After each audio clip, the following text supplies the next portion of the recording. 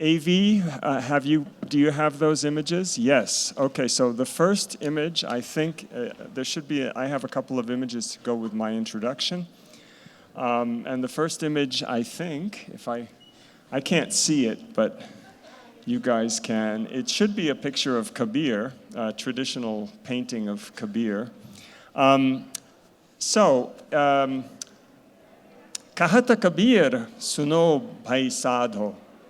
When an audience in India hears that phrase in any of several thousand songs that are circulating, they can anticipate that what follows, and what it means is Kabir says, "Listen, good people," addressing his audience. It's what's known as the signature line, which occurs in certain poems, where the author speaks in her or his own voice. And when they hear that line, identifying Kabir, the audience anticipates that they're going to get a song of particular impact, insight, and emotional power. Not just from a mystical or religious point of view, but also with a certain kind of social and cultural bite to it. And these are very beloved songs. Kabir, as a historical figure, is very controversial, rather mysterious. He is thought to have lived from somewhere between the mid-1400s to the early 1500s in Benares, in the city along the Ganga River, the Ganges River in North India. He is believed to have been a weaver from a Muslim community, a Muslim caste, a caste of weavers that converted to Islam. He says in his poetry that he is illiterate. Therefore, it is assumed that he is an oral poet whose verses were remembered and later written down by others. But all of these things are somewhat shadowy and somewhat open to controversy. What is unquestionable is the fact that Kabir has become one of the great literary voices of the world. His poetry has been popular for 500 years all over the Indian subcontinent, even in languages that he definitely didn't compose in, but there are poems attributed to him in them. And it is a very living tradition. If we could go to the next image, yeah. And what does it show? I sent these to the organizers. Yeah, there you go. So there are innumerable recordings, books of Kabir poetry, but there's also lots and lots of CDs and videos. Next image. There is a Kabir festival that is held. In fact, I think it might even be run by Teamwork Arts. I'm not sure. But it's an entire festival devoted to the music of Kabir. And there is even, I think, next slide, yes, there's even a rock band in India called the Kabir Cafe, which only does Kabir music. It only does the songs of this, 15th century so-called poet saint is what he's usually referred to. So it's very much a living tradition today. Next image. So I am privileged to have with me today probably what I consider the two greatest scholars of Kabir today in the world, one in America and one in India. On my right is Linda Hess, Dr. Linda Hess. She recently retired from teaching at Stanford University. But she's here because she is the author of what I think is the finest English translation of Kabir poetry, co-author with Sukhdev Singh, The Bijak of Kabir. You can see the book up there, and I hope they have copies of it downstairs. And in 2016, she published a marvelous book called Bodies of Song. That's right, isn't it? Bodies, which is a study of the Kabir oral tradition. And it's a text that we'll be talking a little more about later. On my left is Dr. Purushottam Agarwal. He is also recently retired, I think, from the Union Public Service Commission in India, but before that from Jawaharlal Nehru University, where he taught for many years, taught in the Hindi program, Hindi literature program there.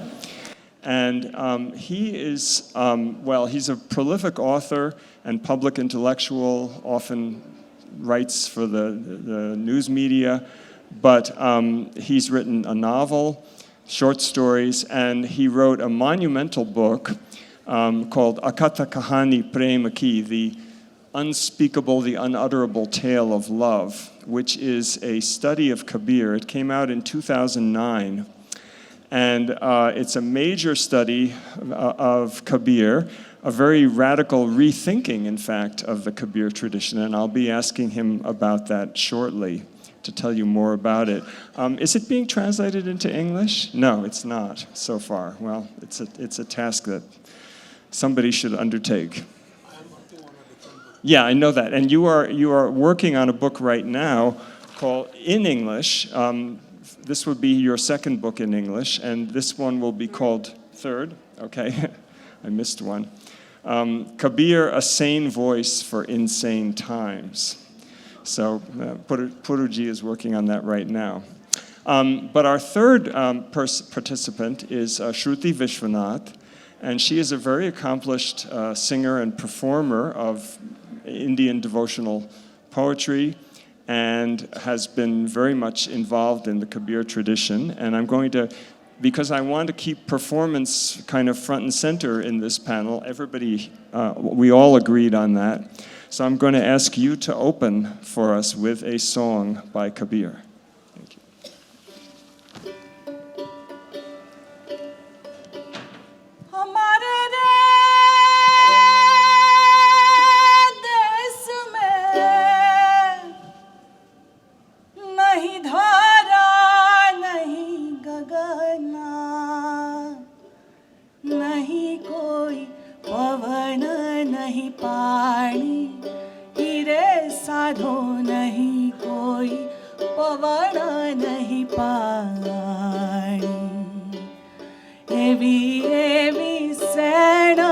बताई मारे सतगुरु एवी सैण बताई मारे दिल गुरु मुख पर कहो नहीं जाए हीरे साधो मुख पर कहो नहीं जाए हमारे रे देश में नहीं चंदा नहीं सूरज हमारे रे देश में नहीं चंदा नहीं सूरज नहीं कोई नवलख तारा हीरे साधो नहीं कोई नवलख तारा एवी सैना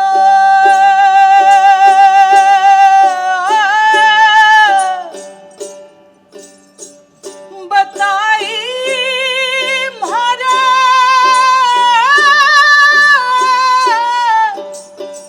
सतगुरु दिल गुरु मुख पर कहो नहीं जाए हीरे साधो मुख पर कहो नहीं जाए Such signs my true teacher gave me, Kabir says. It can't be spoken in words, it can't be spoken with the mouth. In my country, he says, there is no earth, no sky, no wind, no water, no moon or sun, no million stars, no Brahma, Vishnu or Shiva, no words or couplets, no rising or setting, no birth, no death. Step by step, a seeker arrives, Kabir says. Kabir climbed the seven to Nirvana.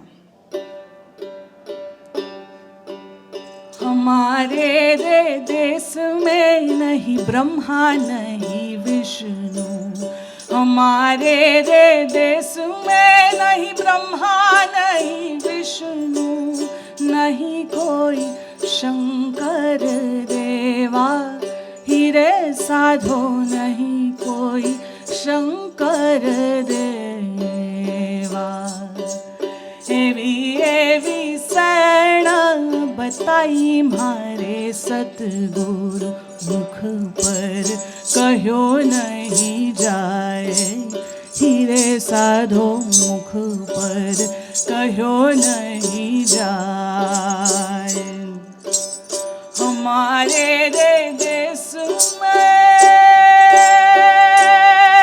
नहीं वेदा नहीं गीता नहीं कोई शब्द नहीं साख्या हीरे साधो नहीं कोई शब्द नहीं साख्या हमारे देश में नहीं उगे नहीं हाथ में हमारे देश में नहीं उगे नहीं हाथ में नहीं कोई जन्म में नहीं मरे हीरे साधो नहीं कोई जन्म में नहीं मरे अभी अभी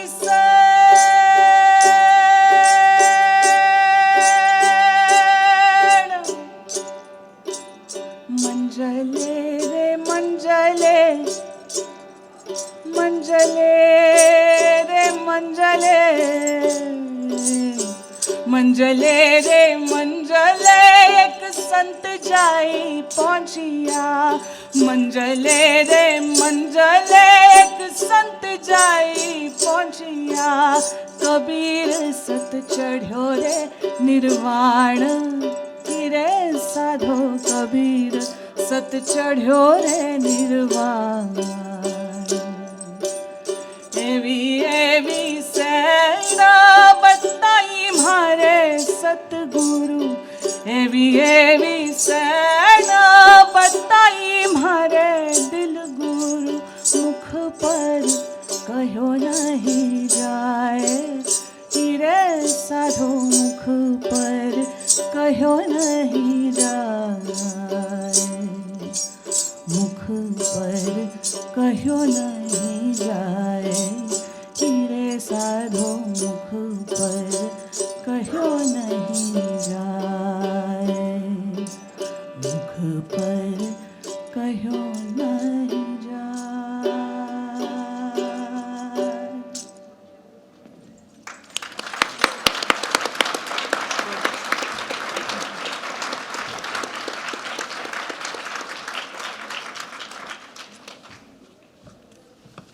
Get out the books. Vah, vah. Mukha para kaho nahi jai. It can't be said by the mouth. But here we are with books and authors, and we are going to talk with our mouths. I'd like to turn to Purushottam ji first and ask you to tell us a little bit about what you know about the historical Kabir, what we can say with some certainty. Well, the historicity of Kabir was doubted, first of all, by the British Orientalist scholars. Before them, there was no question of doubt about the historicity of Kabir. It was H.H. Wilson who in 1828 indicated that maybe Kabir is just a name which has been used by many poets. But if you look at indigenous sources of Indian history, for example, Abul Fazl mentions Kabir. And Abul Fazl mentions Kabir with huge respect, and he describes him as a Mubahid, which is extremely important to note because Abul Fazl does not call him a Musalman. He just calls him a Mubahid. Mubahid means someone who believes in the unity of ultimate reality. Being Musalman, Abul Fazl knew that for being Musalman, that is not sufficient. You also have to believe in Quran as the word of God and Prophet Muhammad as the prophet, which Abul Fazl knew Kabir did not believe. So he calls him Mubahid only. If you go by the vernacular tradition in India, people were writing and reflecting about Kabir in 18th century, even before that. In fact, the Italian Jesuit Christians who made their base in Betia, that is North Bihar, they actually translated some of the Kabir Panthi literature, and that was way back in mid-18th century. So far as historicity of Kabir is concerned, in general, the problem with these people is, whether Kabir or, as Philip would know about Tulsidas, they were not interested in writing about themselves. They hardly wrote anything about themselves. They were not interested in, if I were to use Hindi words, they were not interested in Atma Katha. They were interested in Atam Khabar, reflections on self. So we do not know anything very significant from Kabir's own poetry, except that probably his mother was not very happy with his wayward ways. Probably he had to suffer some persecution from the political and social authorities. And certainly, he definitely managed to irritate all kind of fundamentalists of his time. That we can certainly make out from his poetry. And in this, he was a very, believer in equality. He did not spare Hindus, he did not spare Muslims, and he did not spare Nathpanthis. As a matter of fact, he did not spare people like himself. Sakhi sabdi keh keh bhule maram na pehchano. And as Linda correctly points out in the introduction to his translation, it's very nice to read Kabir and think that he's poking fun at Pandits and Mullahs. The problem begins when you all of a sudden realize that Pandits are not found just in Banaras and the Ghat of Ganga, but also in universities. And the Mullahs are not just found in mosques, but also in political power. So then Kabir becomes irritating. Kabir becomes problematic for me, for you, because he's addressing you, not only just his times. Historically speaking, to my mind, whatever I have been able to make out, Kabir certainly was there in Banaras, was quite active, was working as a weaver and enjoying working as a weaver. In fact, he took his profession as a kind of a spiritual practice as well as an aesthetic practice. He has a lot of metaphors in his poetry from the profession of weaver. And in fact, he takes it as a kind of mark of self, underlining of the self, Kasi ka julha, Jat ka julaha. I am a weaver of Banaras. I am born in a weaver caste. But I know what I mean, and I know what you stand for. So that kind of thing reflects in his poetry, and just one thing I want to underline. Of course, he was iconoclastic, undoubtedly, and he was a mistake, undoubtedly. The point, however, is that had he been merely iconoclast, we would not be bothered about him 500 years later. He was not merely criticizing. He was not merely castigating people he did not like. He was implicitly and sometimes explicitly giving an alternative to things which he did not like.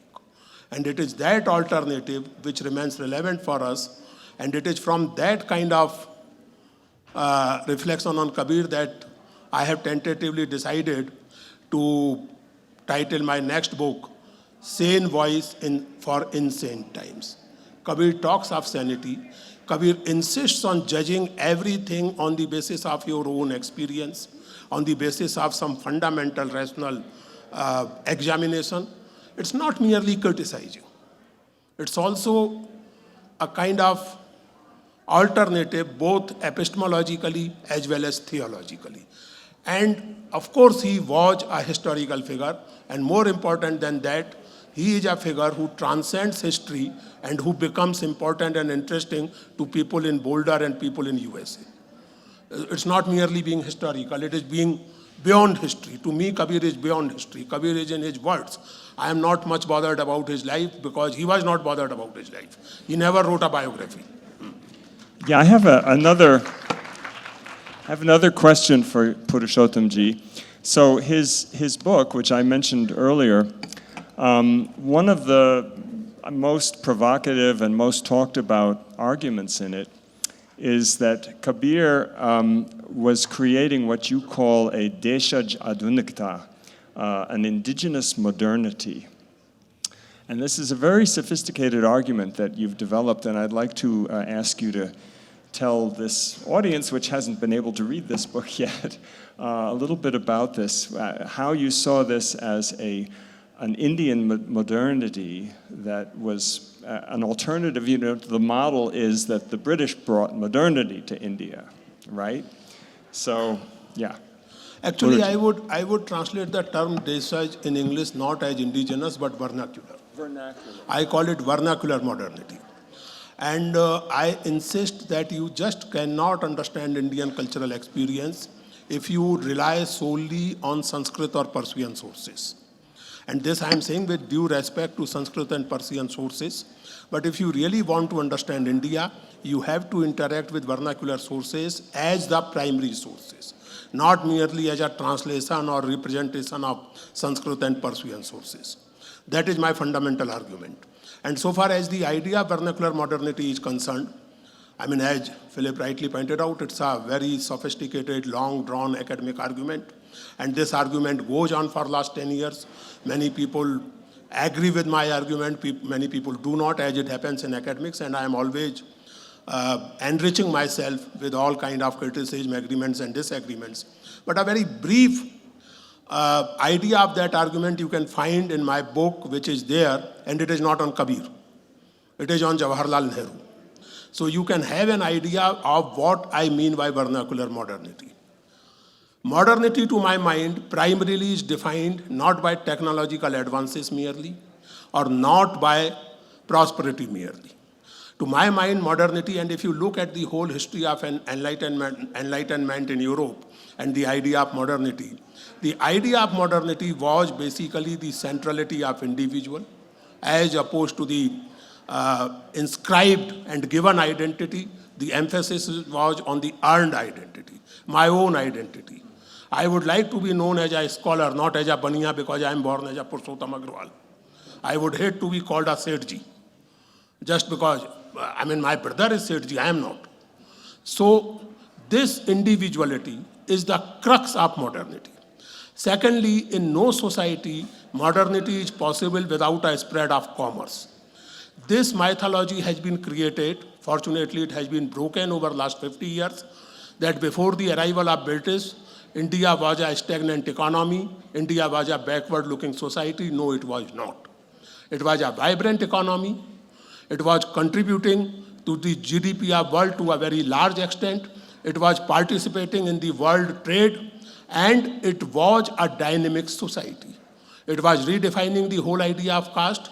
It was interrogating the various practices of caste and various other practices. Kabir was not the originator of vernacular modernity. Kabir was both a product and a symptom of vernacular modernity. So basically, my point is that the colonial modernity brought in India by the Britishers actually did a couple of things. It interrupted the growth of India's own modernity.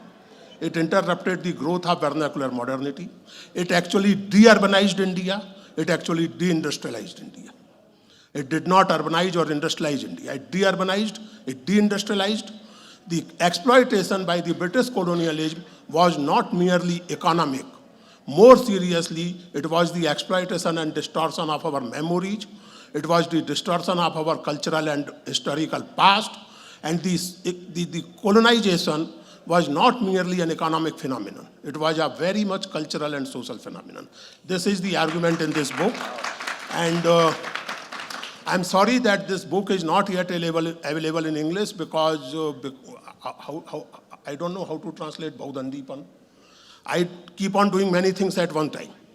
So I am a public intellectual, I am a writer, I am a film writer or whatever. Because of that, this book has not been available in English so far, but now hopefully, well. But I think you get a feeling from what Purushottamji has said of the power of the arguments in here. And I would like to point out that this book the first printing of this book sold out in a few months, which is unheard of for a Hindi, scholarly book. It went into a second edition immediately. Now it is in fifth edition. It's in 5th edition, all right. Well, I hope that eventually some of it will find its way into English. Let me turn to Linda. If you're not acquainted with Linda collaborated with a scholar at Banaras Hindu University, Shukdev Singh, in the 1980s, early 1980s, to do a translation of the Bijak of Kabir, which is a very early Kabir text, a text attributed to him. And that we know historically, it's very old. And this translation is some of the most extraordinary, luminous, and effective in English, effective as English poetry translations that you can find of Kabir. Linda, I'd like to ask you about that, about your approach to translations. Many people have tried to translate Kabir. You don't have to turn it on. What were you trying to do? What do you see as your approach? And I'd like to invite you to read a few. Yeah, good morning, afternoon. Well, what you said, I wanted it to be luminous, poetic, and powerful. I came to this study partly by luck and partly by interest, a combined interest in poetry, which I had been practicing my entire life up to that point. I'd been writing poetry from a childhood into my late 20s, and then I was interested in India and went to India, and I was interested in the kind of experience that this poetry expresses, and I found the two together, and I was lucky enough to get the opportunity to work on it.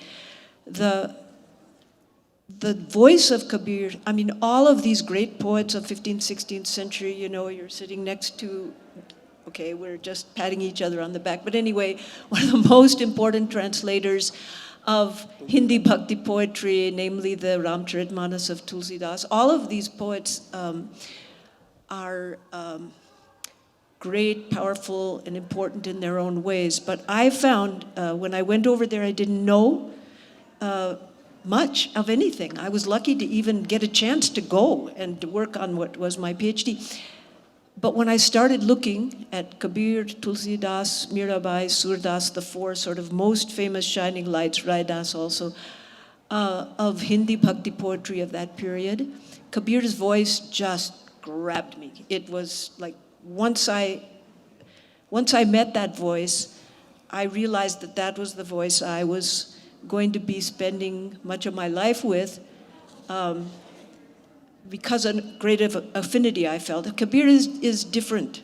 For one thing, Philip mentioned, and I don't know how many people who grew up in India are here in the room today, but let me just ask you to fill in the third word. Kahe Kabir? Suno. Okay, right. Like everybody knows that. And suno means listen. None of these other poets have that as their signature line. They all have a signature line, Surdas, Tulsi, and so on, Mira. But Kabir's signature line says, listen, and they're looking at you, and the others tend to address God, but Kabir addresses the listener, the person who he's trying to speak to, transform, wake up. So this waking up kind of voice really appealed to me, partly because I needed some waking up. And I thought, this is going to be good for my life. Kabir was also an oral poet, as Philip has said, who was not of any kind of sophisticated, educated class. He was almost certainly illiterate, and he was a craftsperson, and so the style of his poetry, I'd been studying English, American, and French poetry all the way through my life. The style of his poetry doesn't have the kind of ornateness that some of these poets have. It's very particular, and it doesn't have I don't, that's getting too detailed for this, supposed to be a 5-minute moment. But it speaks very directly. And even though some people have said they are wrong, some people who have written about Kabir who have said he's not a poet, they've said he's not a poet, he's a social reformer. That's, of course, very wrong.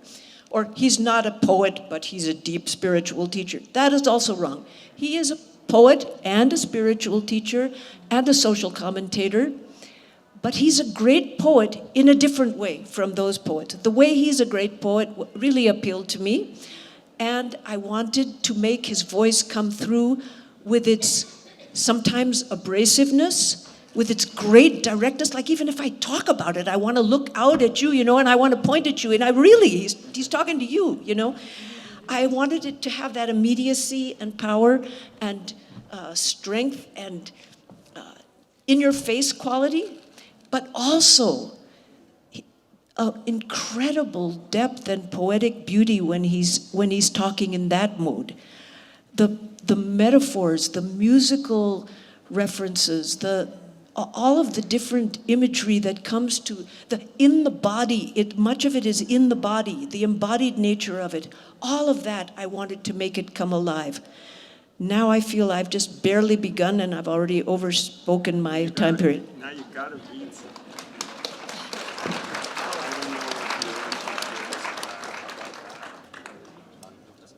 Well, the thing is, yeah. This is unrehearsed. He didn't tell me he was going to make me read one, and It of course, it says here. it was there. He told me, and I didn't pay attention. Darn. He said maybe read a few favorite poems. It's in the notes. Yeah. Oh, yeah. Okay. So. Would you like to think about that while I ask Purushottamji another question? Okay, no, but I want you to, we're going to come back to it. Okay. Because after what you've said, you can't not read something to these folks. But forgive me if I get my computer out. I have some favorite ones. Okay. So Purushottamji, and then I will turn to you, Shruti. I'd like you to talk a little bit about what you see as Kabir's relevance in the contemporary moment, especially given the book that you're currently writing on a sane voice in insane times, especially given the communal polarization of much of Indian society and the kind of class and racial polarization that's being in many ways encouraged in the United States as well as in other places in the world. So how does this poet, who's so distant from us here today in time and space, how does he matter to us? How does he help make our lives better? May I say something which might sound a bit harsh? Put the microphone. Yeah.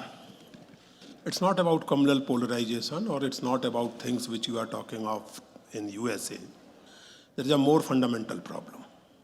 More fundamental problem being that, being a student of history, I do not recall an era in historical evolution where on one hand there is so much technological sophistication, and on the other hand there is such a premium on stupidity.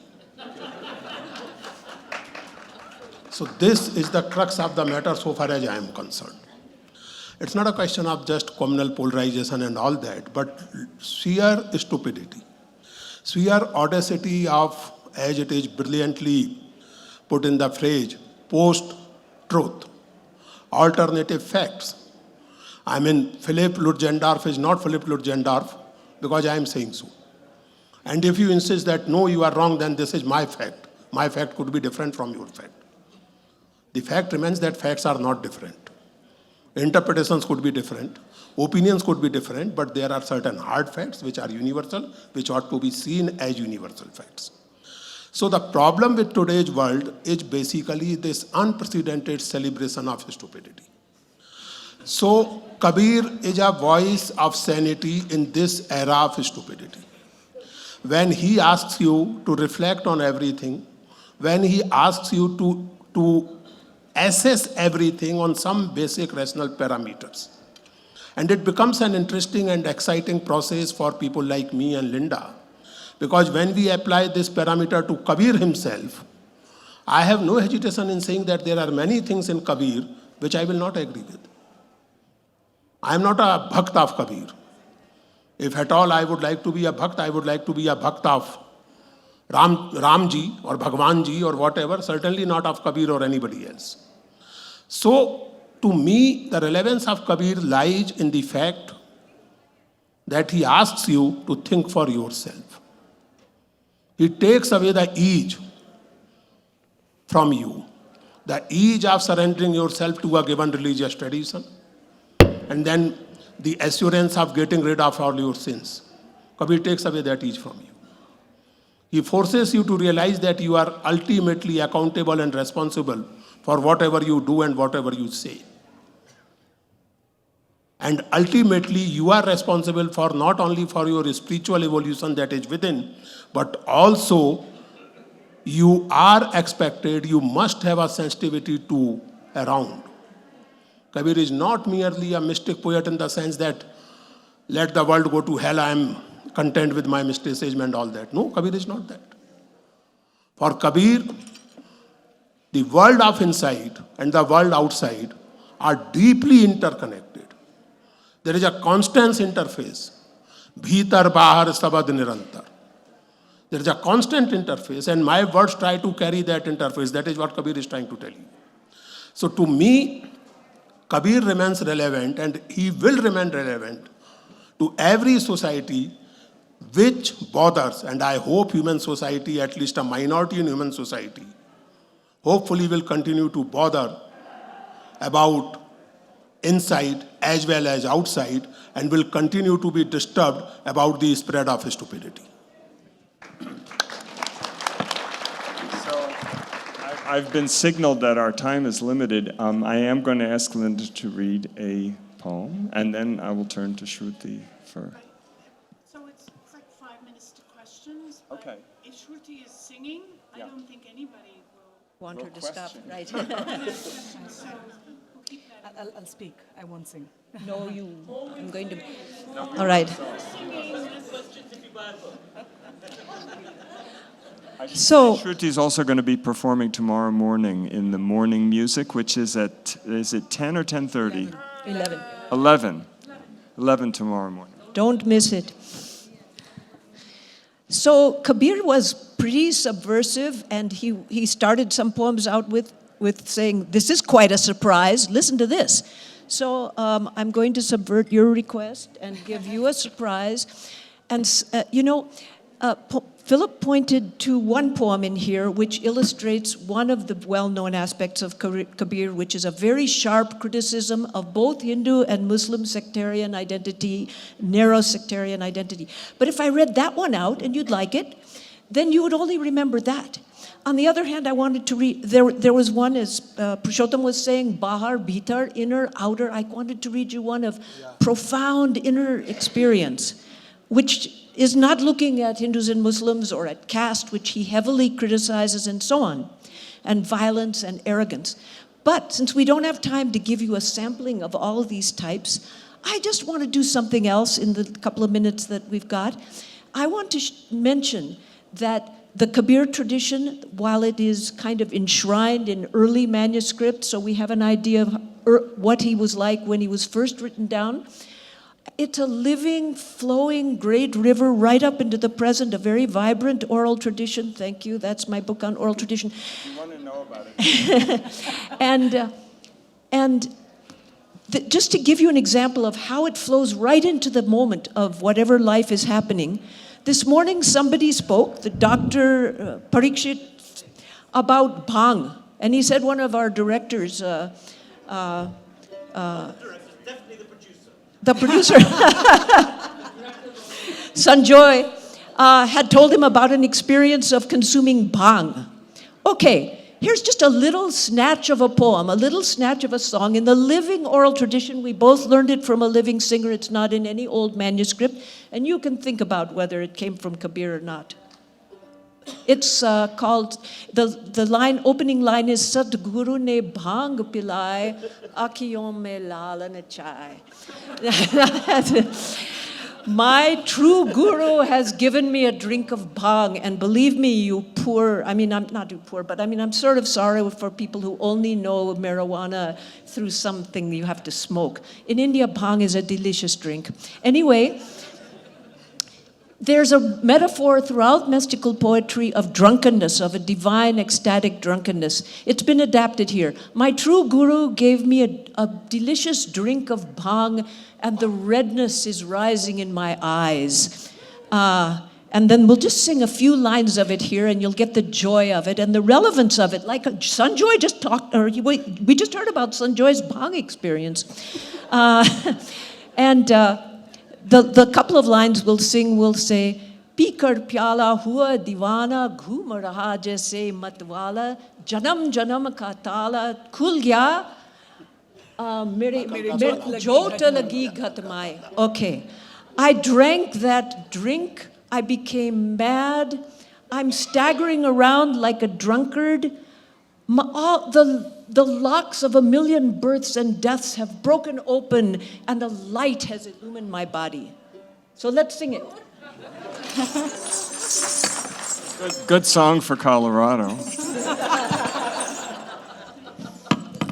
अखियों में लालन छाई हो साहिब ने भांग पिलाई साहिब ने भांग पिलाई अखियों में लालन छाई हो साहिब ने भांग पिलाई साहिब ने भांग पिलाई अरे पीकर प्याला हुआ दीवाना घूम रहा जैसे मतवाला अज घूम रहा वैसे मतवाला अज जन्म जन्म का ताला खुल गया जन्म जन्म का ताला खुल गया मेरे जोत लगी घटमाही हो अखियों में लालन छाई साहिब ने भांग पिलाई साहिब ने भांग पिलाई हो अखियों में लालन छाई साहिब ने भांग पिलाई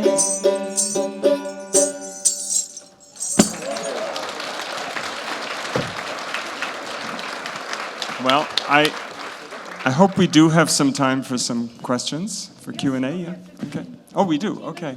All right. Maybe another song too. Yeah. How about the gentleman there and then that gentleman? 11 a.m. tomorrow. Let's do a couple of. Can we do a couple of questions? It is a JLF tradition to have Q&A and have audience We end with a song. input, and we'll end with a song.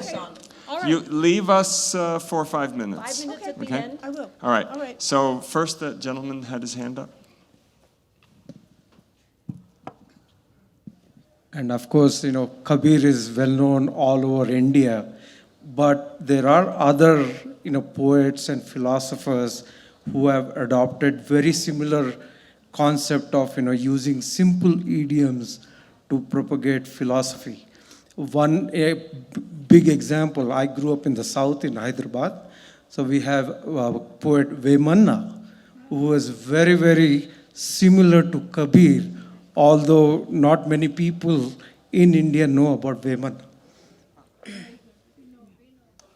Well, I think that's a very good point and not a question. We take it as a rich addition to the But I'd like to just discussion. respond to that. And yes, I mean, Kabir didn't emerge from a silo. There were lots of poets especially between the 13th and 17th centuries. And I work a lot with the Marathi mystic poets as well. And that voice you find repeatedly. But there is something, there's something universal about Kabir.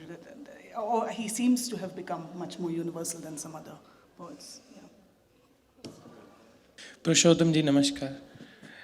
Linda and Phillips and Shruti, namaskar. I have a question for you, Purushottam ji, because you see everything from the positive way, and that's my way to thinking too. So I have a question that there is a very famous line of Kabir, Man lago mero yaar fakiri mein, kar gujran garibi mein. So what is this fakiri and garibi for? Well, first, when I see everything in positive light, you are absolutely right. And for seeing everything in positive light, one has to have a great sense of negativity also. Otherwise, you won't realize the value of positivity. So I see things in positive light, but with a great sense and consciousness of negativity. Secondly, poetry should not be read as a literal statement. Poetry is not a newspaper report. The poet works through metaphors, and the great poets turn very simple, everyday words into loaded metaphors. So when someone like Kabir says a fakiri, it does not mean renunciating the world or behaving like a mendicant. In fact, he lived a householder's life all his life.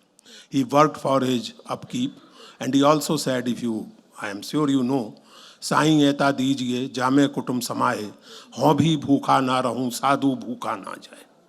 So fakiri is a state of mind. Fakir, the word fakir etymologically comes from fikr. Fikr means to reflect, to think. Fakir is not just somebody who goes like that. Fakir, in that sense, you are a fakir, I am a fakir. Anybody who deeply reflects on the mysteries of universe is or can be considered a fakir. So Kabir is fakir in that sense. He is involved with that. And therefore, he looks at everything in that perspective. He tries to connect things in that perspective, in the perspective of deep reflection of life within and outside.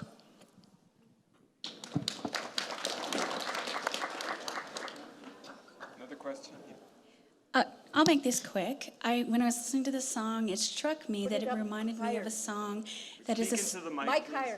It reminded me of a song, the first song, of a social commentary by John Lennon. It reminded me of Imagine. Imagine that there's no heaven. It's easy if you try. No hell before us, above us only sky. And I just wondered if you guys had ever compared the two and the two individuals who were social commentary. I believe Kabir was deeply influenced by John Lennon.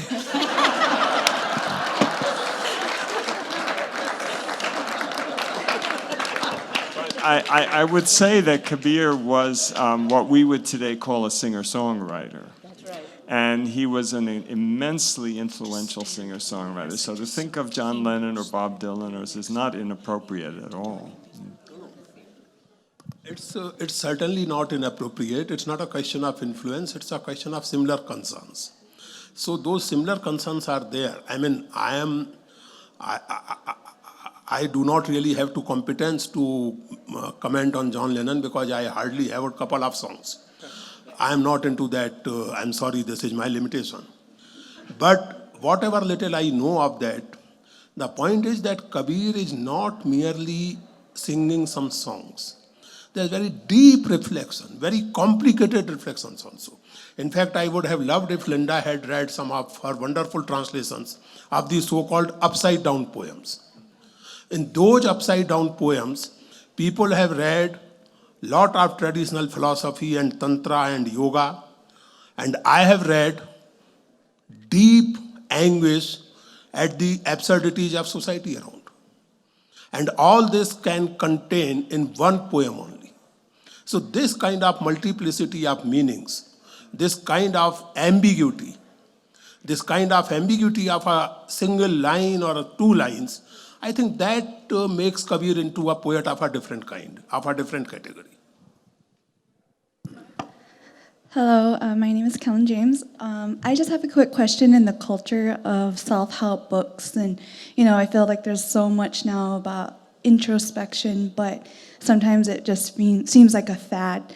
So how would you think Kabir would reflect on making self-introspection more meaningful and sincere and genuine for each of us that are here? Thank you. I think you should take it. Well, When you say introspection, are you talking about, like, in American society, the practices of meditation and mindfulness and that kind of thing? Everything. Okay. Kabir's all about self-help, wouldn't you say?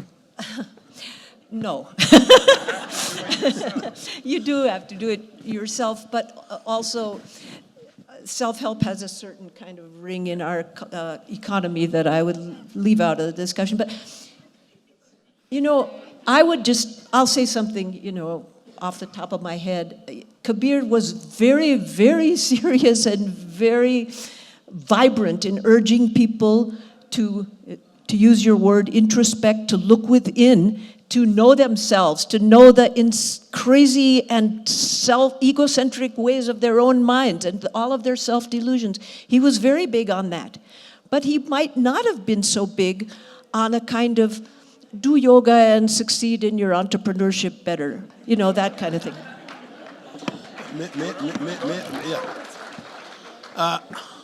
Basically, I think it's the question of the notion of self. What do you mean by self? If self means your own limited self and looking for success in your job or in your corporate world, it's a different matter. Kabir can be useful for that also, I do not deny that possibility. But Kabir did not mean self in that sense. For himself, at one level was a deeply spiritually indicative category. On the other level, it was a very, very socially implicated category. So when you talk of self-introspection with reference to Kabir, you have to keep that in mind. Otherwise, as it happens with most of us, we always do self-criticism. The problem is that it is the criticism of yourself by myself. So that has to be kept in mind. And I feel We have 5 minutes, so We're going to have a song. if you have further questions, the authors will be downstairs after. Song. I don't know. I at least as a millennial, I'm the only millennial on this panel for sure. I feel like I should also kind of respond to that and say that recently there's been a surge of young people coming into concerts and listening, and it's because I don't know if I understand Kabir as well as these great scholars on stage do. I really don't. But what I know is Kabir often has lines that people deeply resonate with, whether there is one song by the rock band, which is sung by the rock band, where they talk about slowing down, and everyone's like, oh, let's slow down, man, and that's the way they take it, and I'm okay with that, and maybe when millennial is not perceived as so young and selfie-like anymore, maybe at that time my generation will begin to understand it deeper. But I'm happy to to let those little hooks still be. Yeah. Okay. I thought I'd sing Zara Halke Gaadi Hanko. And maybe you want to translate. This is from the oral tradition, again, from Madhya Pradesh, where we've spent a lot of time with the singer whose picture is on the cover of this book. And this is his all-time greatest hit. He can never appear anywhere without having to sing this song, Zara halke gaadi hanko mere Ram gaadi wale. I don't think we have, if I did a whole translation, we wouldn't have time for this song. But I can go quickly. I can go fast, so you should translate it. So it evokes the picture of a bullock cart. It says, drive your little cart along slowly because my Ram is the passenger in the seat. And then it says, my gari, my cart is a beautiful, colorful cart with the wheels are painted red. There's a beautiful woman driving it, but in the seat is Ram. God. Yeah. And then the next one, I won't do all the verses, but it goes from this very bright, sort of cheerful thing. It stays cheerful all the way through, but then it gets into something darker or deeper, where it says somebody was sick and they called all the doctors, all the indigenous doctors. They couldn't help Ram because Ram had left that house. He was gone. And then they got together and they got a wooden horse. That's the thing that they carry the dead body to the burning ground. They carried it to the burning ground and just it went up like a holy fire. And then at the end it says that the widow is crying, that my jori, my pair has been broken. And Kabir says, listen, all you friends and seekers, the one who joined you is the one who broke you. And on that happy note we'll end. But it's a happy song, strangely enough. Zara halke gaadi hanko mere Ram gaadi wale, zara dheere dheere gaadi hanko Rahim gaadi wale, गाड़ी म्हारी रंग रंगीली पैया है लाल गुलाल, गाड़ी म्हारी रंग रंगीली पैया है लाल गुलाल। ए जी हंकड़ वाली छैल छबीली देखड़ वाला राम, ओ भैया हल्के गाड़ी हांको मेरे राम गाड़ी वाले, जरा होले होले गाड़ी हांको मेरे राम गाड़ी वाले। ए जी गाड़ी अटकी रेत में भाई मचल पड़ी है दूर, गाड़ी अटकी रेत में भाई मचल पड़ी है दूर। ए जी धर्मी धर्मी पार उतर गए पापी चकनाचूर, ए जी धर्मी धर्मी पार उतर गए पापी चकनाचूर। ओ भैया हल्के गाड़ी हांको मेरे राम गाड़ी वाले, जरा होले होले गाड़ी हांको रहीम गाड़ी वाले। जी देश देश से वैद बुलाया लाया जड़ी और बूटी, जड़ी बूटी तेरे काम न आई जल धर्म से घर से छूटी। रे भैया हल्के गाड़ी हांको मेरे राम गाड़ी वाले, जरा होले होले गाड़ी हांको रहीम गाड़ी वाले। बिलख बिलख कर तिरिया रोवे बिछुड़ गई है मेरी जोड़ी, बिलख बिलख कर तिरिया रोवे बिछुड़ गई है मेरी जोड़ी। अरे कहत कबीर सुनो भाई साधो जिन जोड़ी तिन तोड़ी, कहत कबीर सुनो भाई साधो जिन जोड़ी तिन तोड़ी। ओ भैया हल्के गाड़ी हांको मेरे राम गाड़ी वाले, जरा होले होले गाड़ी हांको रहीम गाड़ी वाले, जरा हल्के गाड़ी हांको मेरे राम गाड़ी वाले, जरा होले होले गाड़ी हांको रहीम गाड़ी वाले।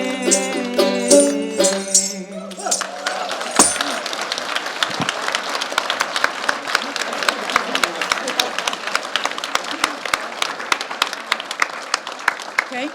And thank you. That's all we have time for. Please thank again. We have Shruti Vishwanath, who will be performing tomorrow morning at 11 right here.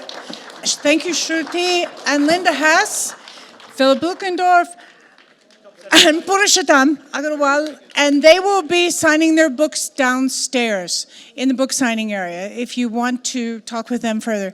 Thank you very much for attending this. All right. Sorry.